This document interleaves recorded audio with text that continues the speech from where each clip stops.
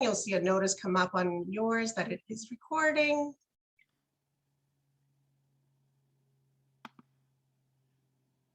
All right.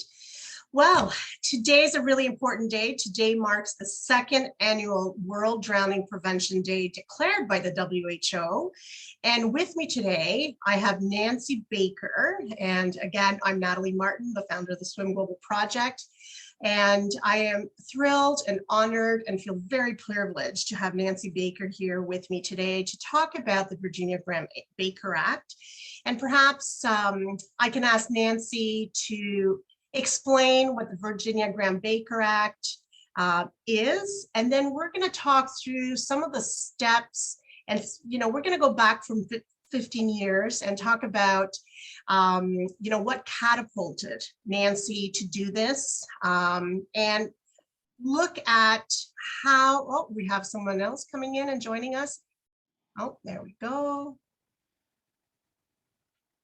We are recording this interview, so thank you so much for joining us. I have Nancy Baker here, who's joining us today on this really important day. Before we jump into our conversation today, I just really want to thank the WHO. And really, I think it goes without saying that as a drowning prevention advocate, as a drowning prevention aquatic professional that's worked in the industry for decades, I almost am like, it's about time that the WHO declares drowning as a public health pandemic. So I'm thrilled that this is the second annual Drowning Prevention Day. And it's being, I would say, honored, and it's being advocated, and education campaigns are happening worldwide. And we know that if we can just do one thing, right? And this is the theme of the WHO. They're saying, do one thing. This is the year to just do one thing, because we know that there are multiple layers when it comes to drowning prevention education that need to be implemented. But if we can do one thing, it can save a life. So Nancy, thank you so much for joining us today. I feel very, very privileged. I know I've said that a few times, to have you speak to me about the Virginia Graeme Baker Act. As you know, I'm originally from Canada.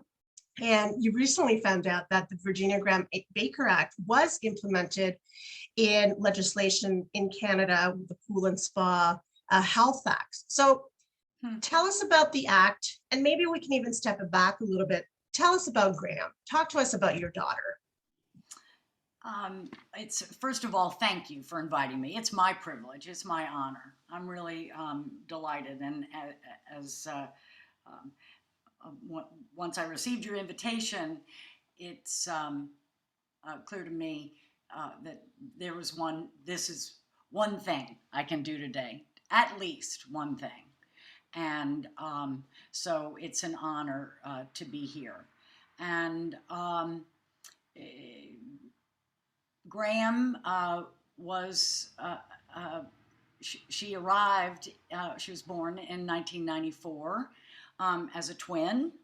Her twin's name is Jackie. And she was the fourth of 5 girls that I'm privileged to be the mother to, and now a granddaughter. I guess the future is female in my house. And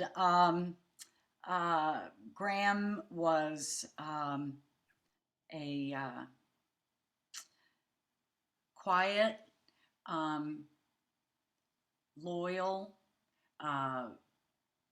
tremendously family-oriented child. She was kind, and most children are, but she was really, really thoughtful and sensitive.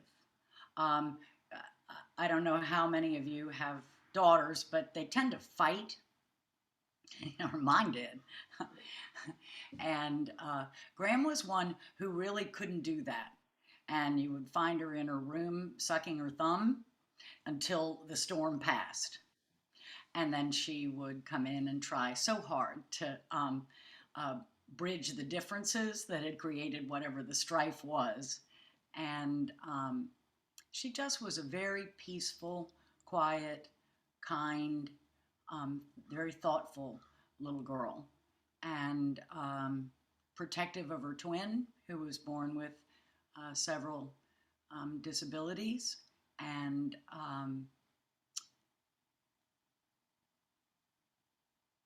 she was a tremendous swimmer, by the way. We had a I think that's an pool. important point, right, to make. Yeah, I mean, it is. Actually, I have her diving award. wow.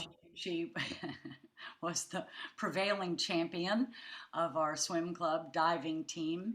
We had a pool in our backyard, so she had grown up swimming. And I think one important thing to say here is that her pediatrician, our pediatrician, um, when Graham and Jackie were born in '94, she knew the house. She lived in the pediatrician lived in our neighborhood, and she knew the house had a backyard pool. And on the first visit I had with these newborn twins, the pediatrician looked at me and said, "There is nothing more dangerous in your home than your pool. And you make sure that there is a fence that prevents those children from getting from the back door into the pool." And so it was my first introduction to the idea of a barrier. Hmm. In my mind, I thought, well, I'm an attentive parent. They're never going to be out of my sight. Well, I quickly learned that, one mother and 5 children, it's impossible that that your attention be on all of them all the time. And so I do still remember that warning. And the first thing I did was build a fence, actually to contain all the back doors. There was a Okay. 3-sided fence to Okay. prevent people from getting access. But I put an additional fence, and I was the only one with the key to the lock to get there. So that was, that was something. But what I didn't ever anticipate was issues that around the actual construction of the pool. Right. Right. And, we hear so much about backyard pools, put a fence around, lock access, put alarms. Again, we're talking about layers of protection. And I think sometimes that can be really overwhelming.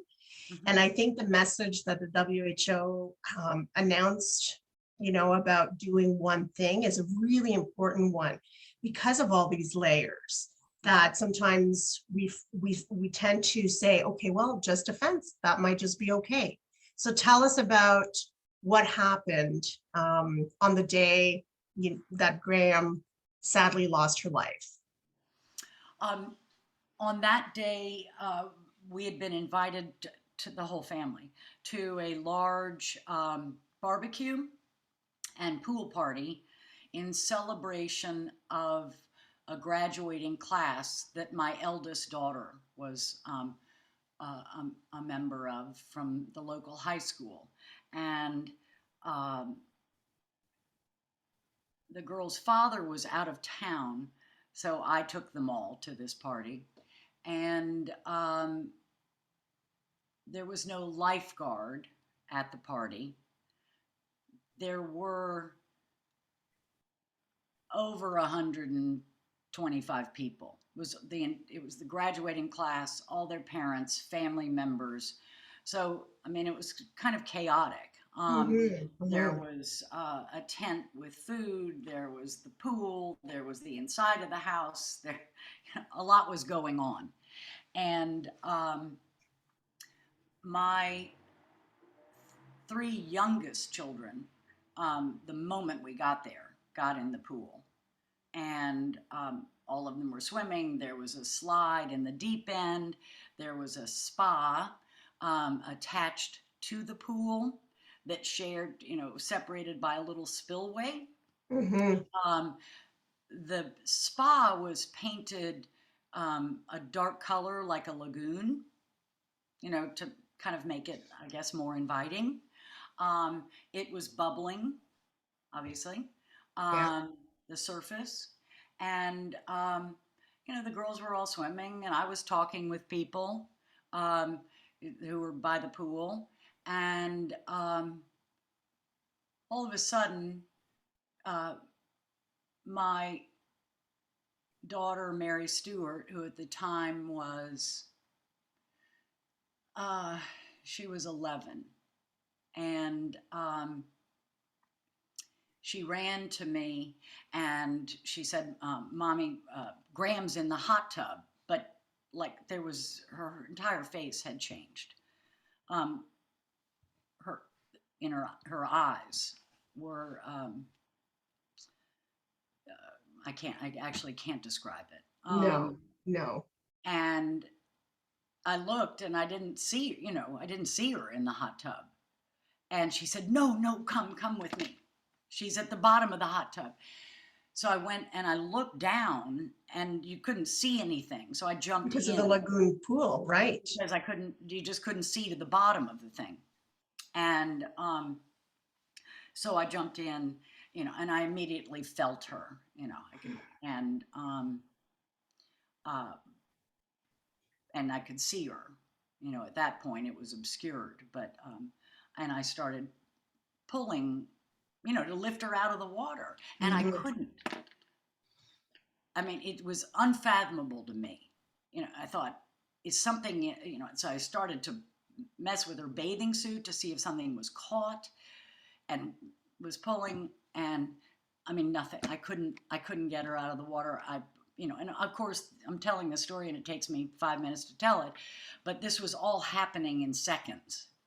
And so I jumped out of the hot tub and started screaming. That's all I know. I mean, who knows what kinds of sounds I was making, begging someone, and everyone was confused. Like, everyone was just confused. And finally, and probably it felt like a million years, but 2 men got in and they pulled her out. But the force that held her at the drain, it was her buttocks that had sealed the drain, covered it entirely. And so when a drain is covered completely, the pressure in the lines due to the pump, once it's only drawing air, is tremendous. Thousands of pounds of pressure. And when they did pull her up, it brought up some of the concrete, the drain cover itself. It was just a nightmare, complete nightmare. It was a living nightmare, and just a living nightmare. And obviously they called 911, and they medevaced her in a helicopter to Fairfax County Hospital, and they took me. The fire department took me in a separate car to the hospital, and she, after a time they came in and told me that she, they tried everything, and and that she had passed away. So that was the beginning of a new life. It just is. It changed everything. It changes everything. It really does. It changes your sense of what's important. Yeah. It changes your sense of what's a big deal. Changes your sense of, I can only speak for myself, what my priorities are, where I spend my time, how I spend my time, who my true friends are. There's many, many people in the midst of it who I thought were my very good friends. Just couldn't, I understand. I think they just couldn't bear when we hear about something that's happened to someone we know or love. We can see ourselves in them. And I think that when it comes to losing a child, people just don't want to see that. They don't want to imagine it. And to be with someone who has might be just sort of too close to the fire. And and yet then people who I hardly knew did the most remarkable things. Um, they came, and I really think that's what carried me. This certainly, I dropped all expectations, Yeah. and all expectations, and acutely experienced how people can do and be such remarkable support. I know. I can't even, I don't even have the words to properly express how, one, not only did you lose your child, but you actually were there while she was drowning and trying to save her life. So I can't even imagine what that trauma did to you and to your family. And, listening to you speak about it, it's unfathomable. So I will say I again, have a complete aversion, and I make no excuses for it. I mean, I can't put my head underwater in a bathtub. okay, I just can't. no, I mean, I think it's it's affected you. So the trauma of this it's is what still trauma with you. does. And nor can I stand to be in a chlorinated pool. Okay, okay, I don't, the smell of chlorine, um, I just won't do that to myself. no, no. So, I'll just pause here for a second because I know we have a few newcomers to this wonderful conversation yeah. and difficult conversation that we're having today, Nancy. And I just want to tell those who joined us live, thank you so much for supporting today's conversation with Nancy Baker. And we're talking about the trauma of having lost Graeme. And we're going to move on to, the follow, what happened after. And I'm sorry to hear that you're still dealing with the trauma. Sorry to hear about this and, the impact it had on your family. Can you tell us a little bit about that? The impact on your family? She has a twin sister. What did that do, once Graeme passed away?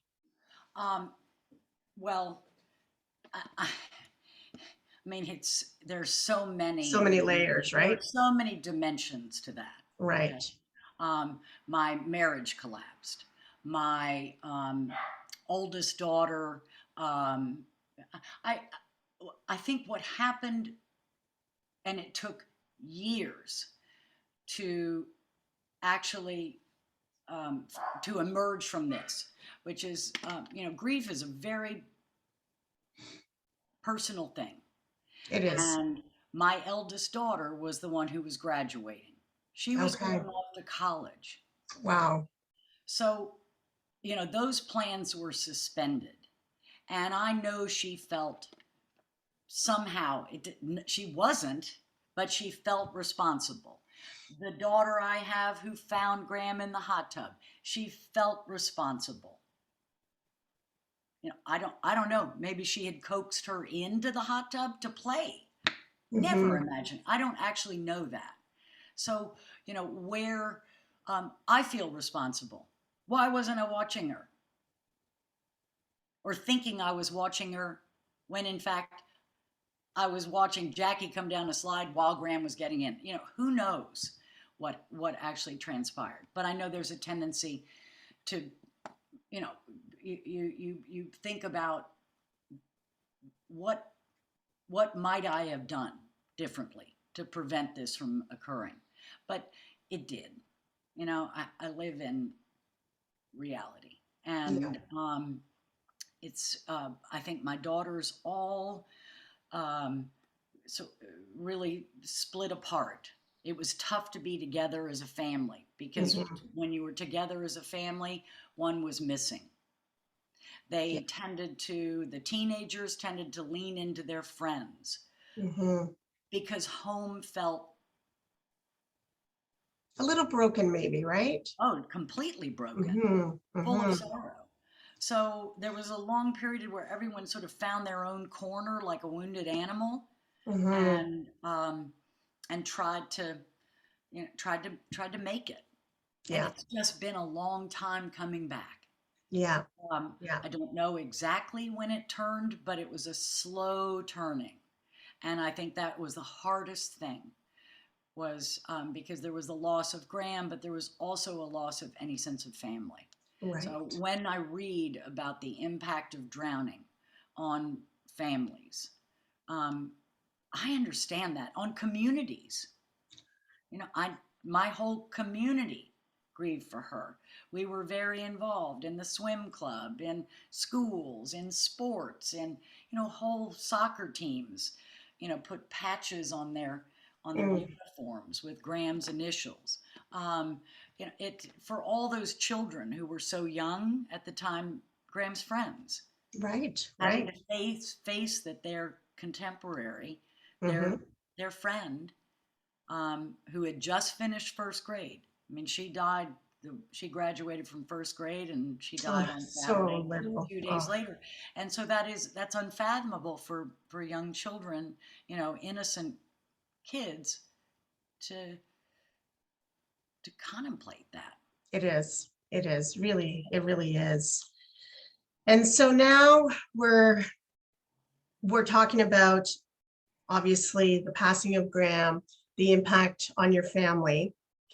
What what made you decide? And we know this from seeing so many families, right? After a tragedy like this, they want to do something now. They want to launch either a foundation or a program so that it doesn't happen to another child or another family. And I think that is one of the most courageous acts, because it takes so much courage and strength to, one, you're sometimes reliving the tragedy as you're going through, whatever platform you're thinking that you want to launch, but it takes so much strength to go through the system. So do you want to talk to us about um, how the Virginia Graeme Baker Act came into a conversation, how that became a conversation, and then, some of the steps you needed to take, as a family, so that eventually it becomes a bill or became a bill?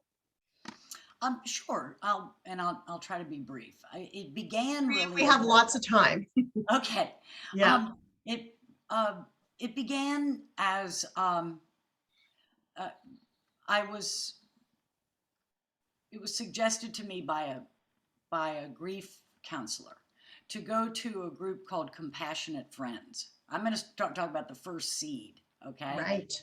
And I went to that shortly after she died, within the first month, and I couldn't bear it. I mean, I had so much sorrow myself, but then to sit Mhm. in a room, Compassionate Friends is a support group for parents who have lost children. Okay. And so there was the loss I was experiencing, but then there was the collective loss of, you know, dozens of families. And I couldn't bear it. And I remember going to the therapist and saying, "How dare you send me into that?" The pain in that room was, and he was so kind, and he said, "Oh, I understand. All I ask is that um, uh, perhaps you revisit that. If you could go back, 6 months from now, a year from now." So I did. I did go back, and I took a friend of mine with me and a neighbor, and we went, and he was right that the counselor, I heard it differently, and there was a lot of different.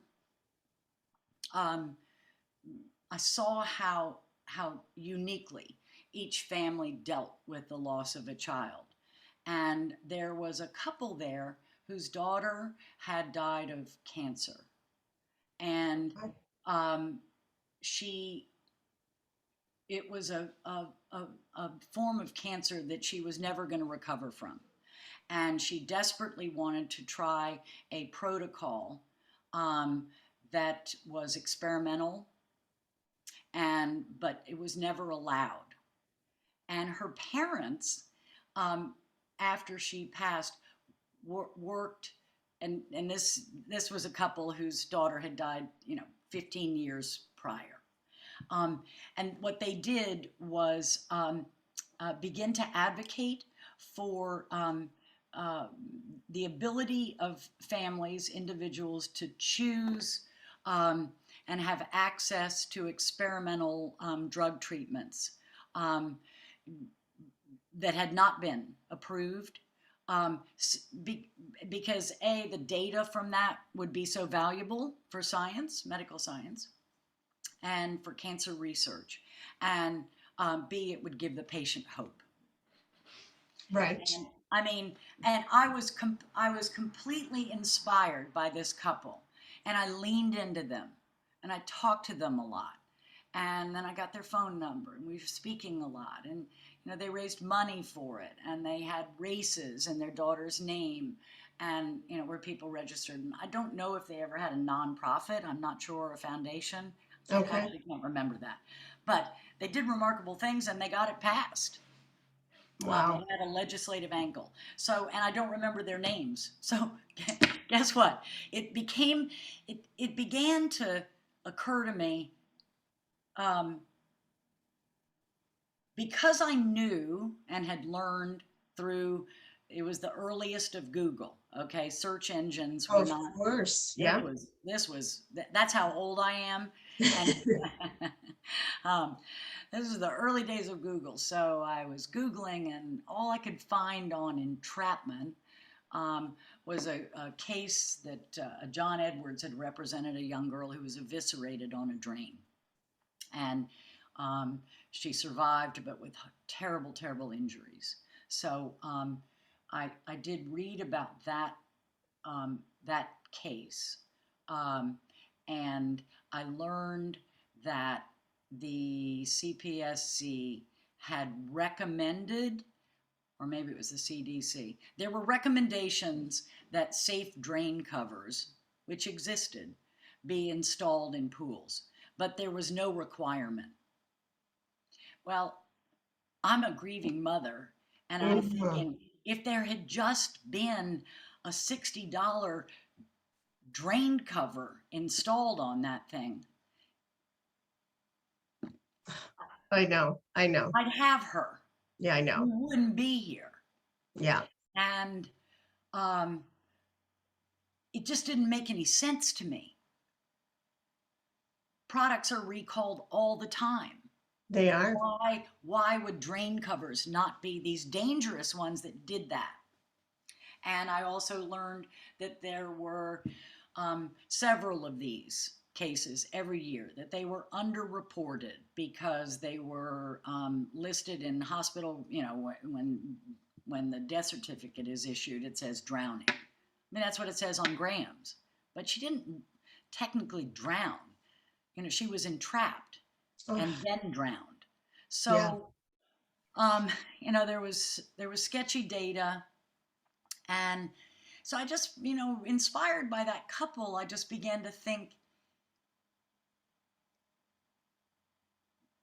why hasn't this change occurred? If they know it happens and they know there's a solution, at least one solution, and there were others too, which were, certain devices placed on pumps that would recognize a change in the pressure and shut the pump off and release a victim. There were other solutions as well available and on the market.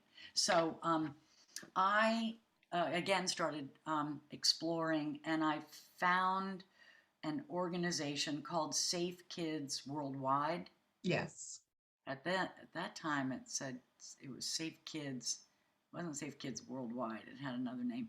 Anyway, and I was, and I called them. I called other places too, organizations. There wasn't any interest in talking to me.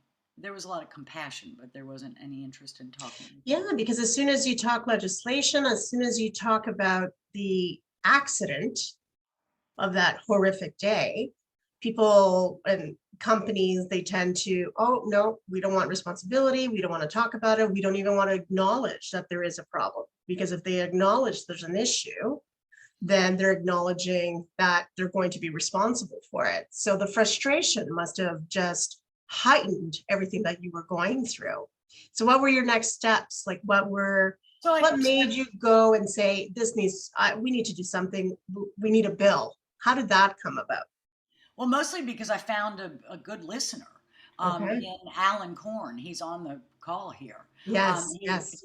He was he was in charge of legislative affairs for, so I guess technically he was a lobbyist, Hmm. but has a bad name in Washington, but he was a lobbyist for children's safety for this organization, Safe Kids.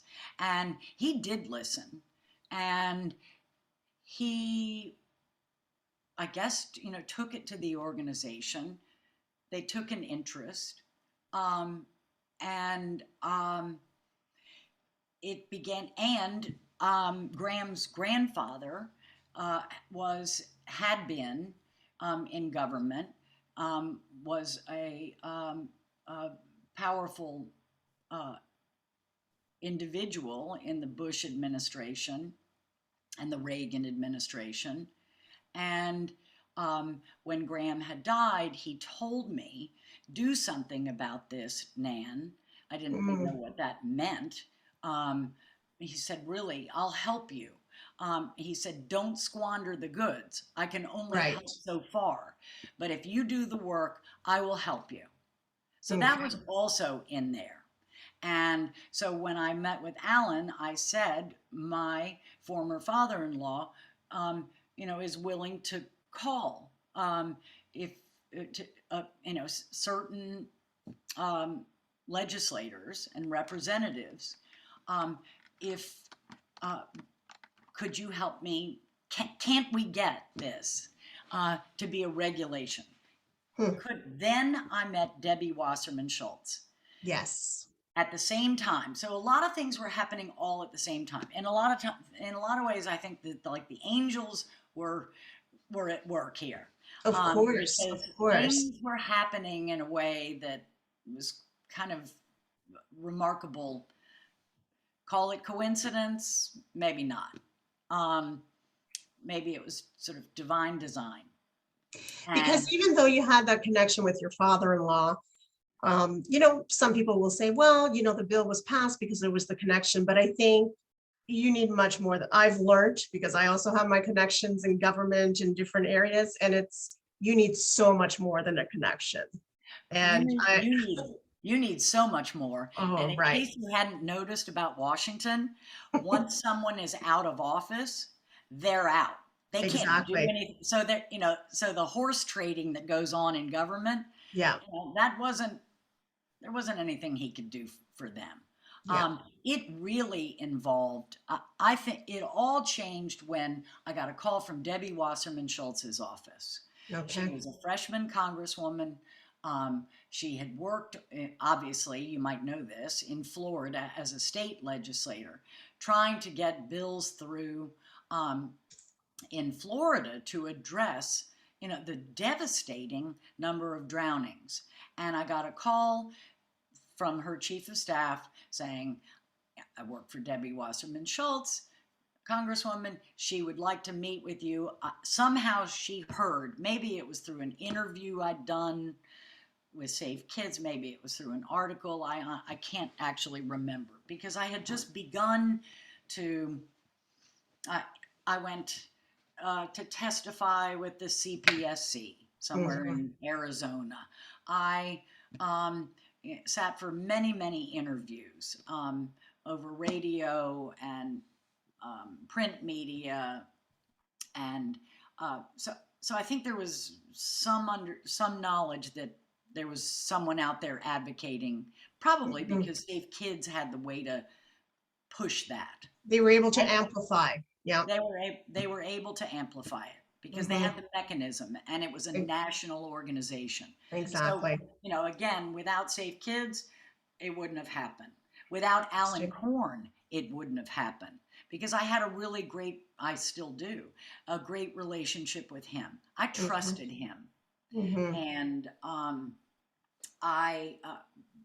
and then it wouldn't have happened without Debbie Wasserman Schultz. And I don't think it would have happened without Graham. And I know that. And I don't think it would have happened without that couple who gave me a model for um, taking a tragedy and transforming it into some legislation to change the circumstances that led to your own personal loss, and then at least might prevent it from happening again. So that's I met with Debbie there. So there we have a freshman congresswoman who comes to Washington. She told me this. She came to Washington, and her mission was to create federal legislation around drowning. And so I said, I'll do anything you want.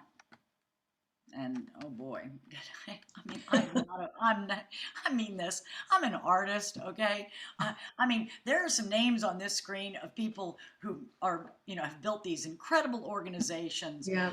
Created films for drowning prevention. I haven't done any of that, okay? I'm a grandmother and an artist. And as I mentioned to you, I will speak for anyone who believes it will help their organization. Yeah. And it's amazing. Help the cause. But I'm no hero. I mean, I was stumbling through this on passion, love for my daughter, a very strong sense of wanting to right what I considered a terrible wrong.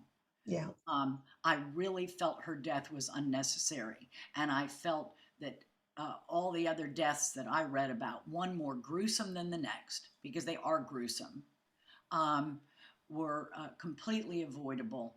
And it seemed to me to be an easy fix. Well, I guess there is nothing easy when it comes to bureaucracies.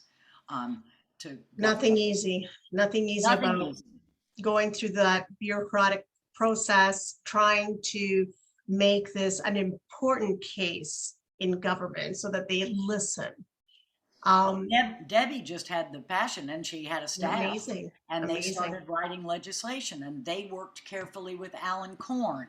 Simultaneously, Alan Korn and we butted heads sometimes, but we went around the halls of both in the House and the Senate to meet with various people, representatives and senators, to, if not directly with them, then with someone on their staff, to try to bring them on as sponsors of this bill. We tried to inspire some champions. And Alan, yeah. Absolutely, I agree. Alan kept telling me, I said, Alan, we're gonna do this. We're gonna do this, and we're gonna and what I want, what I'm aiming for, is for at the very least, for it to be a federal law that drain covers have to be constructed and installed in a way to prevent children from being entrapped. Yes. And if in the midst of that, we can also address, because as I told you about this pediatrician, the idea, I also, in my heart of hearts, and I wish maybe I can be, you never know what you can be, but to be an advocate for, at least in new pool construction, to have barrier fencing, 4-sided, not 3-sided. Not make your neighborhood safe, but to keep your own children living in the house safe from getting access to that pool. So yeah, if we can do just that, right? If you could just do that, do that. And Alan said to me, well, you know what Reagan said, don't let perfection get in the way of progress. Chances are, Nancy, this will be, you may not get that. And I said, well, you go ahead and believe what you want to believe. And I'm going to go ahead and believe what I'm going to believe. And what I want to believe, and to end this. And he's right. We didn't get entirely what we wanted. Actually, we didn't get anything because it failed in the House the first time it was introduced, which was a very disappointing night. So a lot of people don't know that. So it failed in the House. So what were the next steps? And then we'll talk about, where we're at now. So what were the next steps when it failed in the House? I can just imagine the disappointment. Oh God, it was Obviously you didn't give up. You had people in your corner. What did you have to do next? Because I'm sure people listening or people who are going to listen to this video will be posted on different platforms. They want to know, what can they do to get something passed? Okay, well, they can write relentless letters, whether they think the person is going to read it or not. Okay, they can contact local media and national media and tell their story. There is really power in individual stories, and they can meet and not give up. They can attempt to meet with as many people who are in policy making positions as possible. They can partner with powerful or effective nonprofits. I mean, some of this I hope you're gleaning just from my story. I mean, what did I do? I was fortunate enough to stumbled into a champion in Congress, Debbie Wasserman Schultz. I think you have to have that. You need to have that. You have to have that. But she was a lone wolf. A drowning was not on anybody else's radar. Okay. No. And to partner with an organization. In this case, it was Safe Kids Worldwide. And they had a sponsor, Johnson & Johnson, who became interested in, not interested, they were, they became aware of the tremendous loss of life as a result of drowning. And they decided, because Debbie Wasserman Schultz was writing and drafting this bill, that they would sponsor a drowning prevention day. And they did it on Capitol Hill. Good. And there was, it was really effective, and media was there, and interviews were took place, and not just with me, but with Debbie Wasserman Schultz, with my former father-in-law, with, I'm sure, Alan Korn. It's just everything was amplified. And then when the bill was finally introduced, I was asked, I was asked to, remember Larry King? Yes. Okay. Well, I think we kind of know him. Well, I'm being a little bit facetious. Yeah, I don't know. I mean, some people are young and they probably wouldn't even know him. But Larry King Live was a big show in those days. And so when I was going to testify in front of the Senate Commerce Committee on product safety, and as part of generating interest and support for the bill. Yes. And Larry King Live recognized that, or somehow it happened, and asked if I would be a guest on that show along with somebody who was going to get a lot of eyes on the screen, which was my Graham's grandfather, who never spoke about personal or emotional things. And he spoke that night. Okay. Really eloquently. And so did I, somehow. Yeah. And it was scary. And well, you did something incredible, and it hasn't been done since. And I think I'd like to talk to you about this. So we know that since the enactment of the Virginia Graeme Baker Act, there hasn't been another drowning in a public pool or spa due to entrapment. Correct? I have those statistics right in the US, and I believe in Canada it's the same thing. Why do you think it's so hard to get legislation passed? Perhaps not even at the federal level, but just at the local level when it comes to drowning. What are your, there's no right or wrong answer. I'm just trying to think, why is it so difficult?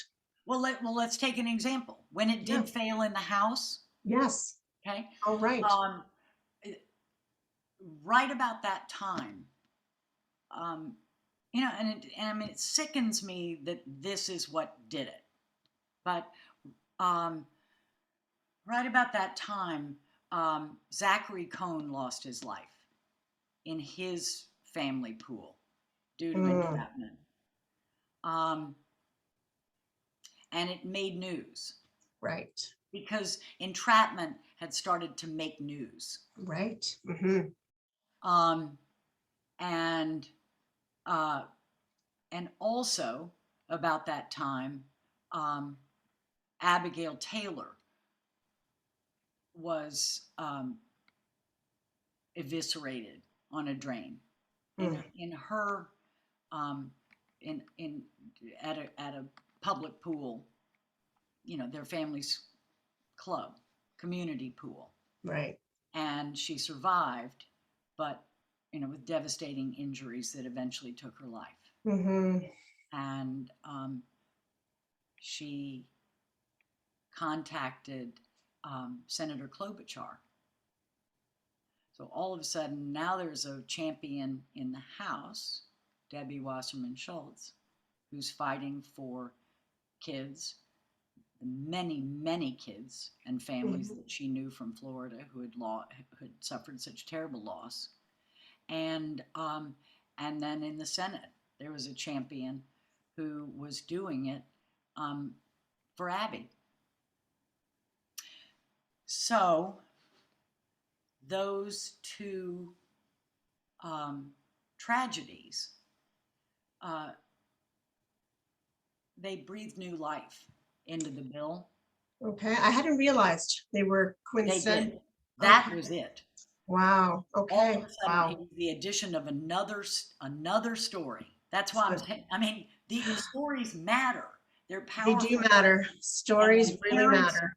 when parents get together, I mean, this is a terrible thing to say, but the pool lobby in California, the industry lobby, referred to people like us. I read it, so I know it was in print.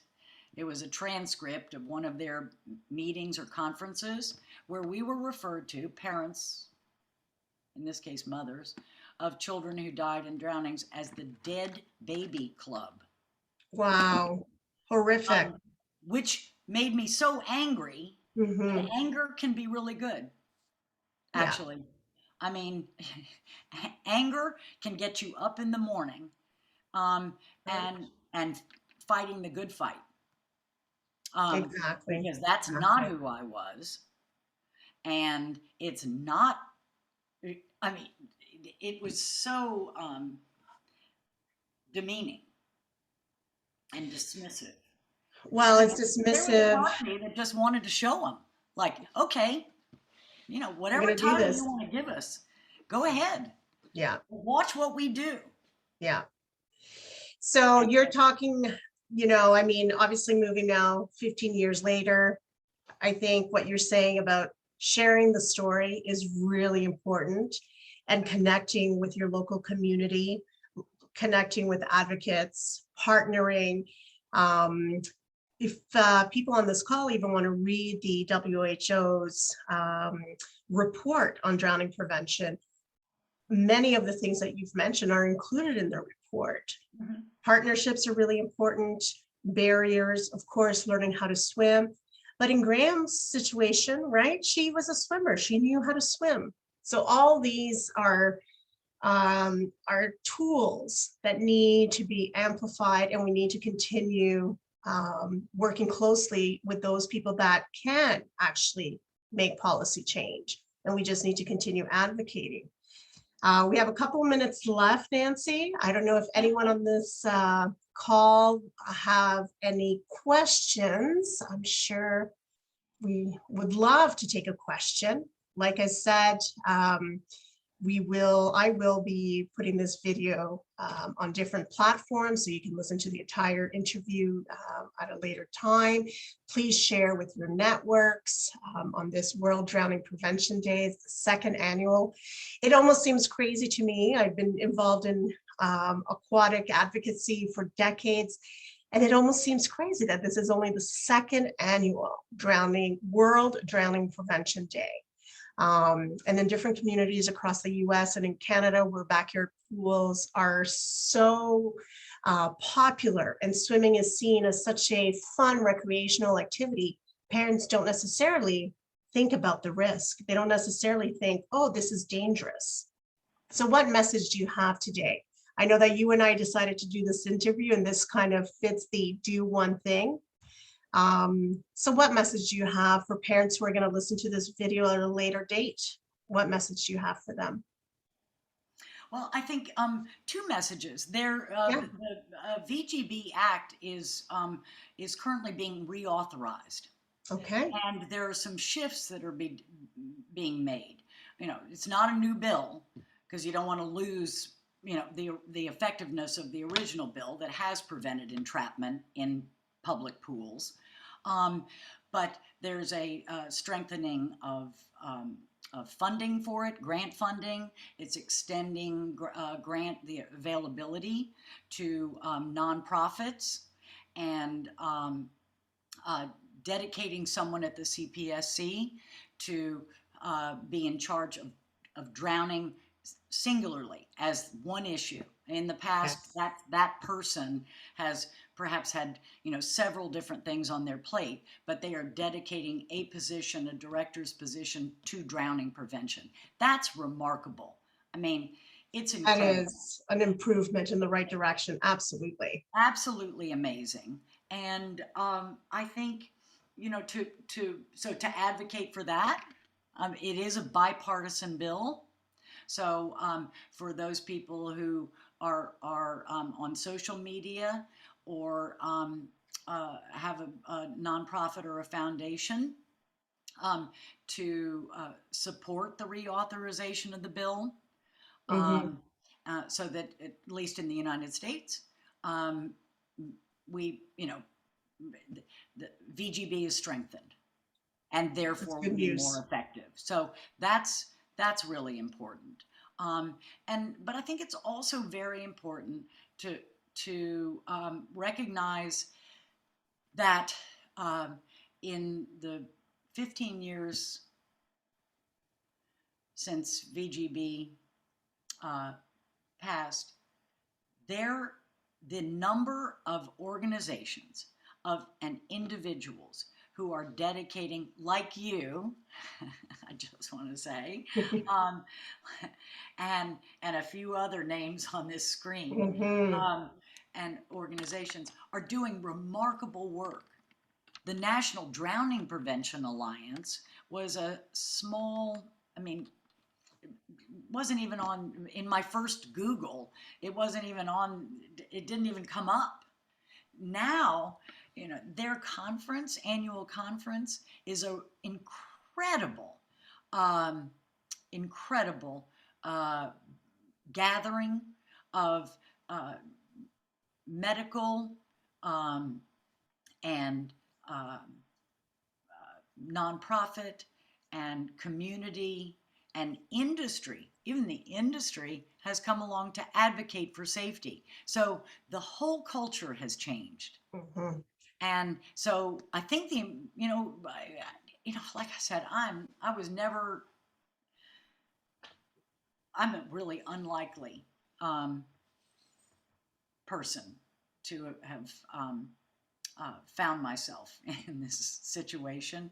Um, but to have a dream is good.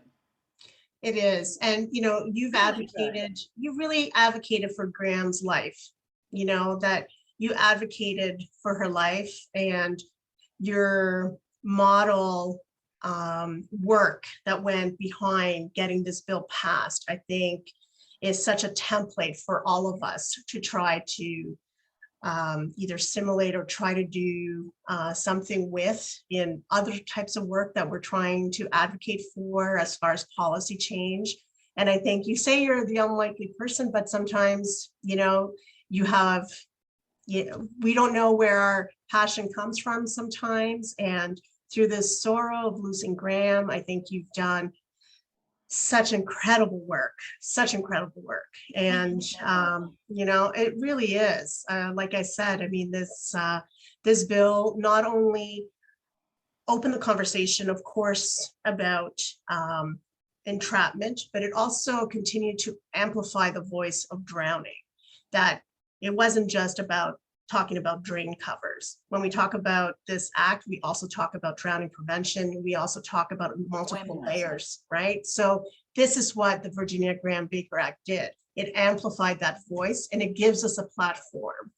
And I'm so thankful that you were able to share your story with us. I hope that your family has healed or is in the process. You have a granddaughter now, so this brings joy to your family, and that you're able to enjoy the next stage of what your family looks like now. Actually, it's become a source for all of my daughters of, I think they're somewhat fearless. Okay. Not somewhat. What a wonderful are example fearless. you are. Mm-hmm. One of them is a writer for Saturday Night Live. Okay. One of them is a pediatric nurse. One of them works at a big New York art gallery. They have grabbed life by the reins. And I think, we don't live in the grief of it.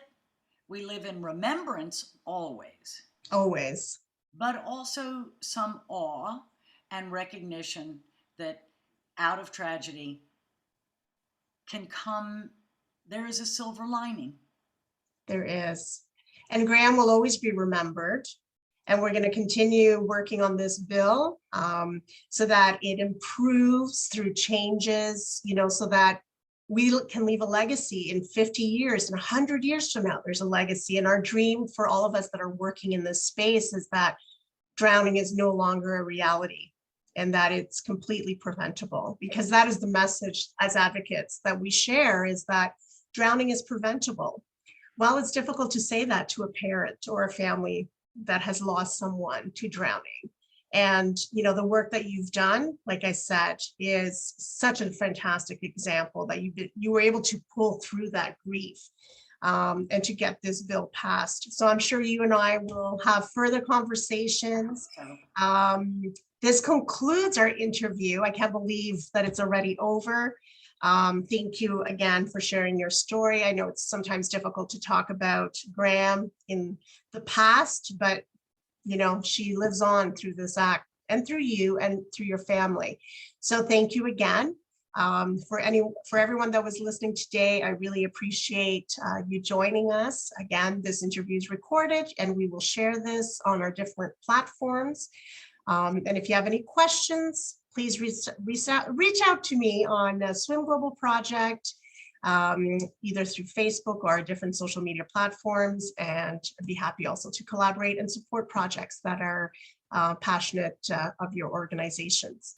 Any closing remarks, Nancy, on this day? Only a great thank you to you and really every organization that's doing so much to amplify drowning prevention. They really are. It's awe-inspiring. Thank you, everyone. And let's have a wonderful rest of the summer, 0 drownings. And let's have a great rest of the day. Thank you so much, Nancy. Thank you so much, everyone. Thank you. What a privilege. Thank you. Bye-bye.